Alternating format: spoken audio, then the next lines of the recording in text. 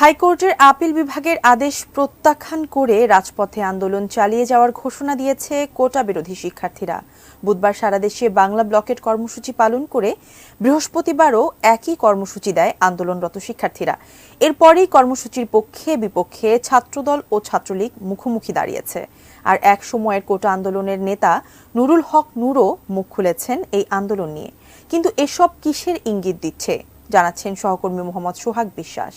কোটা না মেধা স্লোগানটি একটি ভিত্তিহীন। কেউ কিন্তু কোটা বন্ধ চাইনি, বাতিল চাইনি, সবাই চেয়েছে কোটার সংস্কার। যারা আন্দোলন করছে তারা কিন্তু ওই আমাদের একই দাবিতে, সংস্কারের দাবিতেই কথা বলছে, তারা একেবারে বাতিল চাচ্ছে না। 36 অনুযায়ী ইট ইজ কিন্তু কমপ্লিটলি অফেন্স। 30 জুন দ্বিতীয়বার কোটা আন্দোলন শুরুর পর এই প্রথম প্রকাশ্য নিজেদের অবস্থান জানান দিল দুই ছাত্র সংগঠন, ছাত্রলীগ ও ছাত্রদল। পৃথক দুটি সংবাদ সম্মেলনে নিজেদের অবস্থান জানান তারা। সকালে মধুর ক্যান্টিনে সংবাদ সম্মেলনে ছাত্রলীগ সভাপতি সাদ্দাম হোসেন বলেন, শিক্ষার্থীরা আন্দোলনকে টেনে হিঁচড়ে লম্বা করছে, কোটা নয় মেধা।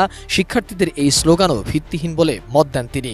সংবাদ সম্মেলনে ছাত্রলীগ সভাপতি এই আন্দোলনকে অযৌক্তিক বলে আখ্যা দিয়েছেন। একজন পরীক্ষার্থীকে প্রিলিমিনারি, লিখিত ও ভাইবা প্রতিটি ধাপ পার হয়ে আসতে হয়। তাই কোটা না মেধা স্লোগানটি একটি ভিত্তিহীন, কল্পনাপ্রসূত এবং উদ্দেশ্যমূলক প্রচারণা। আদালতে বিচারিক প্রক্রিয়ার অন্তর্ভুক্ত হয়ে নিজেদের বক্তব্য তুলে না ধরে বর্তমানে আন্দোলনের নামে প্রকৃতপক্ষে সাধারণ জনগণের জীবনযাত্রা ব্যাহত করার প্রচেষ্টা চলছে, যা কোনো মতেই আর যৌক্তিক পদক্ষেপ নয়।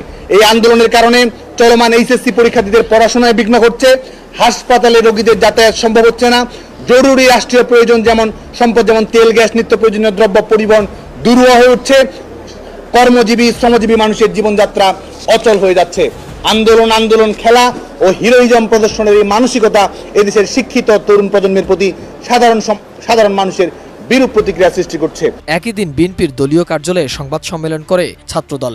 চলমান কোটা সংস্কার দাবির আন্দোলনে পূর্ণ সমর্থন জানিয়ে ছাত্রদলের সাধারণ সম্পাদক নাসির উদ্দিন বলেন, 2018 সালের কোটা সংস্কার আন্দোলনে ছাত্রদল অংশ নিয়েছিল। তখন সবাই সংস্কার চেয়েছিল। প্রধানমন্ত্রী কোটা বাতিল করে দিয়েছিলেন। আদালতকে ব্যবহার করে কোটাকে পুনঃস্থাপন করেছে সরকার। কোটার বিষয়ে চূড়ান্ত নিষ্পত্তি হওয়া প্রয়োজন বলেও মনে করেন তিনি। সময় কোটা যে আন্দোলন হয়েছিল, সে আন্দোলন ছিল কোটা সংস্কার আন্দোলন। এটার নামই ছিল কোটা সংস্কার আন্দোলন। কিন্তু অবৈধ প্রধানমন্ত্রী ইচ্ছাকৃতভাবে সেটিকে কোটা সংস্কার না করে সেটিকে কোটা বাতিল করে দিয়েছে একটি প্রশাসনিক সিদ্ধান্তের বলে। কিন্তু তখনকার যারা আন্দোলন করেছে কেউ কিন্তু কোটা বন্ধ চাইনি, বাতিল চাইনি, সবাই চেয়েছে কোটা সংস্কার। এর আগে বুধবার রাতে বেসরকারি টেলিভিশন এটিএন নিউজের একটি অনুষ্ঠানে এসে কোটা আন্দোলন নিয়ে নিজের অবস্থান স্পষ্ট করেন একসময়ের কোটা বিরোধী আন্দোলনের নেতা ডাকসুর সাবেক ভিপি নুরুল হক নূর। তিনি কোটা বাতিল নয়, সংস্কারের উপরে জোর দিয়েছেন। 4 অক্টোবর 2018 সালের 17 ফেব্রুয়ারি আনুষ্ঠানিকভাবে আমরা শুরু করি। 4 অক্টোবর প্রজ্ঞাপনের মধ্যে দিয়ে, পরিপত্রের মধ্যে দিয়ে আমরা আন্দোলনটা স্থগিত করি। আমাদের দাবি ছিল সরকারি, আধা সরকারি সকল ধরনের চাকরিতে কোটার একটা যৌক্তিক সংস্কার। আমরা কিন্তু কোটার বিরোধী না, আমরা বাতিলও চাই না। আবার এখন যারা আন্দোলন করছে তারা কিন্তু ওই আমাদের একই দাবিতে, সংস্কারের দাবিতেই কথা বলছে, তারা একেবারে বাতিল চাচ্ছে না। একদিকে আদালতের আদেশ, অন্যদিকে সরকার প্রধানের চীন সফর সংক্ষিপ্ত করে দেশে আসা। আন্দোলনের 12 দিনে কোটা বিরোধীদের পুলিশ সহায়তা করলেও আজ পুলিশের তরফ থেকেও এলো কঠোর বার্তা। এখন যদি রাস্তা বন্ধ হয়, এটি কিন্তু আমাদের যে বলা যায় যে ঢাকা মেট্রোপলিটনের আইন বা দেশের প্রচলিত আইন, এমনকি আমি তো কনস্টিটিউশনকেও রেফার করলাম, 36 অনুযায়ী ইট ইজ কিন্তু কমপ্লিটলি অফেন্স। আমরা মনে করি সে অফেন্স করবে না, সেটা আমরা আশা করি।